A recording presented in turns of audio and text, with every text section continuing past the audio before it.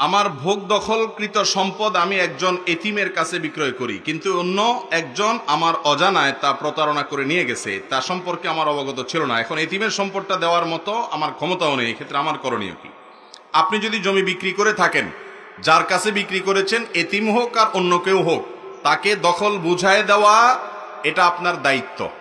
দখল বুঝায় যদি না দেন, বিশেষ করে জমি জমার মধ্যে দখল বুঝায় দেওয়াটা গুরুত্বপূর্ণ কাজ। আপনি শুধু কাগজে কলমে রেজিস্ট্রি দিয়ে দিলেন, দখল বুঝায় দিলেন না, তাহলে আপনার দায়িত্ব আদায় হয় নাই। এইরকম যদি হয় তাহলে আপনি ইয়েতিমকে তা প্রয়োজনে তার টাকা পরিশোধ করে দিতে হবে, কিন্তু দিতেই হবে। অনেক লোক আছে এই ক্ষেত্রে দায়িত্বহীনতার পরিচয় দেয়। ইয়েতিমের বিষয়টা খুব ডেঞ্জারাস, খুব ভয়াবহ। ইয়েতিমের সম্পদ খাওয়া মানে হলো পেটের মধ্যে সরাসরি জাহান্নামের আগুন প্রবেশ করানো। বিধায় দখলদারিত্ব বুঝায় দিতে যদি আপনি ত্রুটি করেন, তাহলে আপনাকে দখলদারিত্ব বুঝায় দেওয়ার জন্য না দেওয়ার কারণে যে অন্যজন দখলে নিয়ে গেছে, এখন দায়িত্ব আপনাকে নিতে হবে। প্রয়োজনে তার টাকা পরিশোধ করবেন, কিংবা দখল আপনি আদায় করে বুঝাই দিবেন। আর যদি আপনি তাকে দখল দিয়েছেন কিন্তু সে দখল ধরে রাখতে পারে নাই, তাহলে এখানে আইনত আপনার উপরে দায় আসবে না।